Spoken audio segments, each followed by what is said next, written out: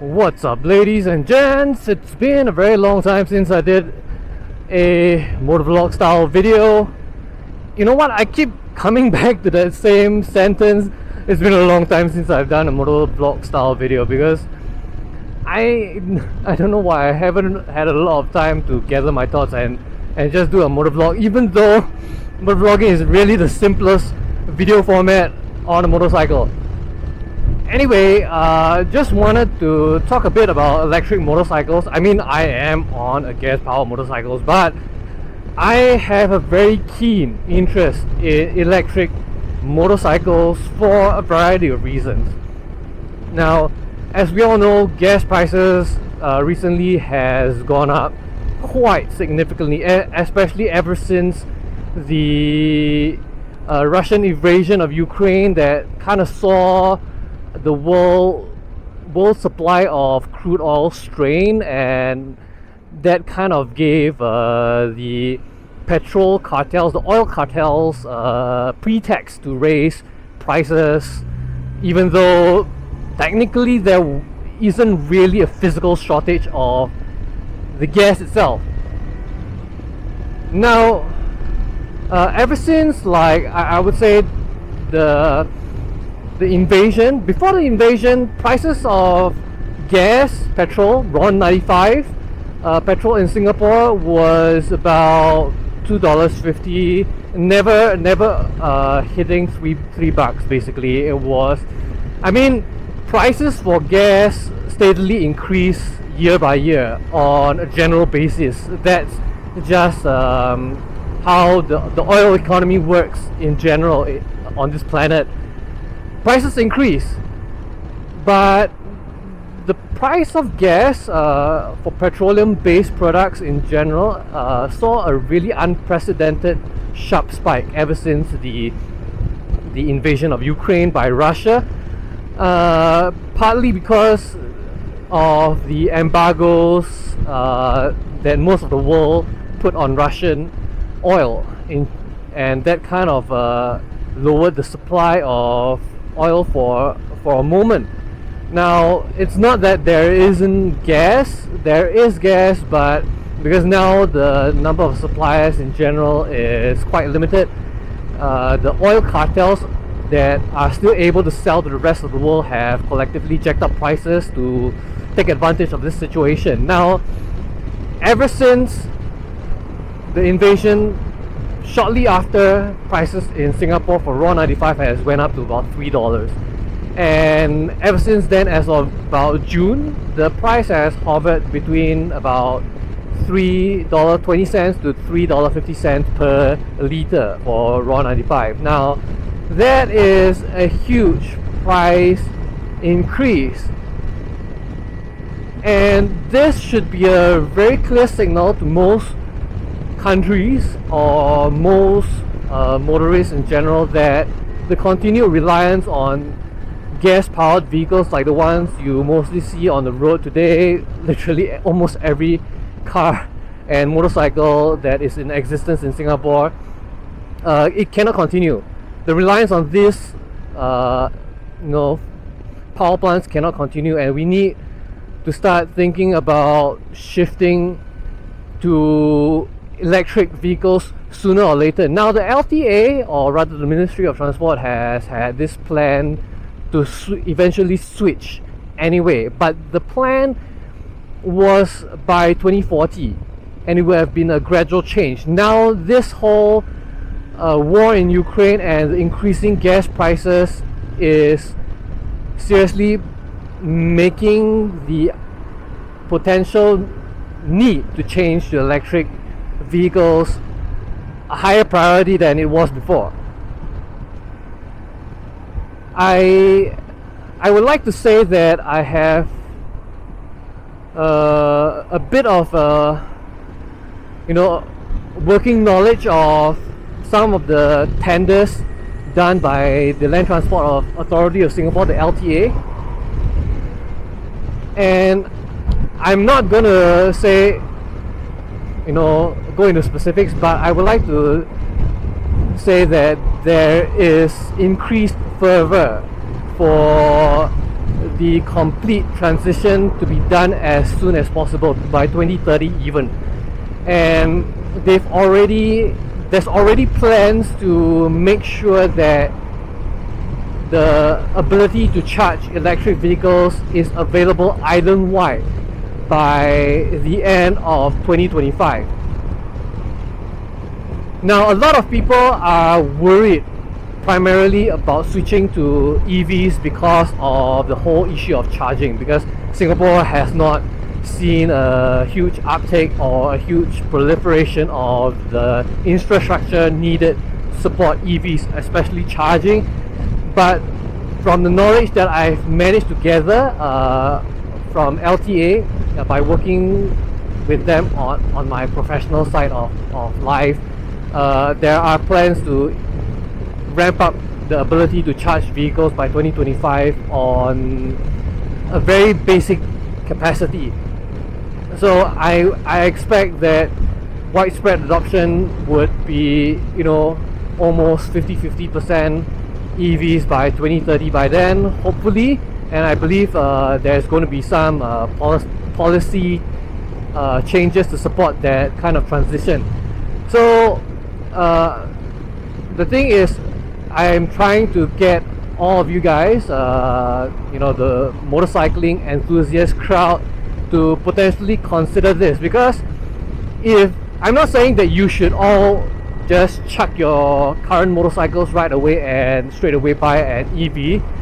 I'm just saying that if you are currently planning to buy a new motorcycle or change a new motorcycle for whatever reason, maybe you are just dissatisfied with whatever you have, or the bikes that you are currently owning are giving slight issues, mechanical issues, I would like to ask you guys to hold off on buying any internal combustion engine motorcycles for the time being, and consider buying a electrical motorcycle around the 2025 to 2026 mark if you can.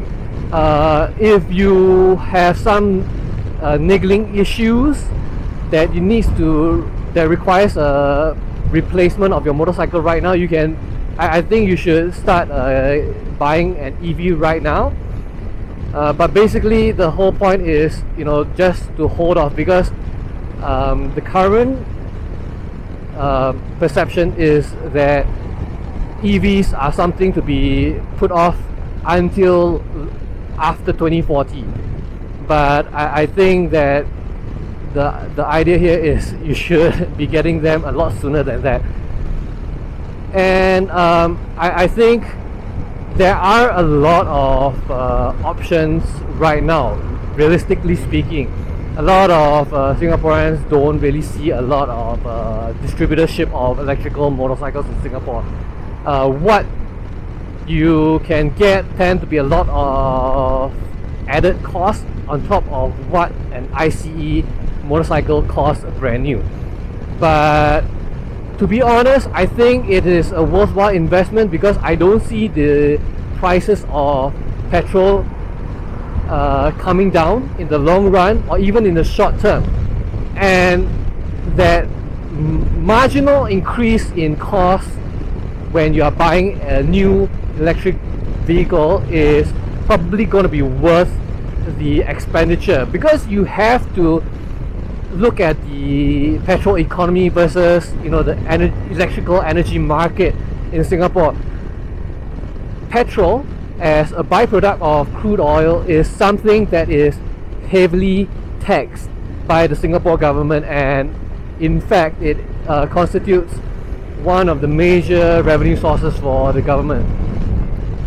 Electricity, on the other hand, yes, our electricity is primarily from waste to energy sources as well as natural gas, but electricity being a basic human right in Singapore, they cannot be taxed, or rather they cannot be heavily taxed as much as they are being taxed with petroleum products. So the cost of running a electric motorcycle on a per kilometer basis is going to be a lot more cheaper than running an ICE motorcycle. And I can attest to it that it's not really just because of the cost of electricity itself. The cost of maintenance is going to be far cheaper on an EV because there are less moving parts. In fact, you only have one moving part other than some of the basic shared components between both power plants, and that is going to be your electric motor. You don't have to, you know, change a lot of things like you know, the engine valves, a lot of the timing belts, so on and so forth, the engine oil. Whereas on an EV, the only thing that will wear and tear is an electric motor, and for the most part you will almost never see an electric motor require any sort of part replacement throughout its entire lifespan, especially for somebody that rides in Singapore as a commuter. A lot of you are going to be worried, well, fine, I want to get an electric motorcycle but I can't find one. Nobody sells electric motorcycles in Singapore. Zero doesn't have a presence here. I think Bajaj doesn't sell its Chitak here. Vespa has an Electrica, but I don't think they sell that as a standard stock item in Singapore. But Energica is being distributed in Singapore. Well, it's not particularly a low-end product, so for all of you in the 2B and 2A market, you might be shit out of luck. But for those of you who are buying class 2 motorcycles, you can consider buying an an Energica, SA, Rebel, or an Ego, what have you, because those generally actually have very good reviews in the US, and in fact in Singapore, those that have the privilege of riding one already say quite a lot of good things about them. In fact, it's a good thing that I think Energica is the one and is the first EV motorcycle manufacturer to distribute in Singapore, because Zero has currently a very bad rap in the US. If you watch Yeminu, he kind of trash talked the Zero's business policies.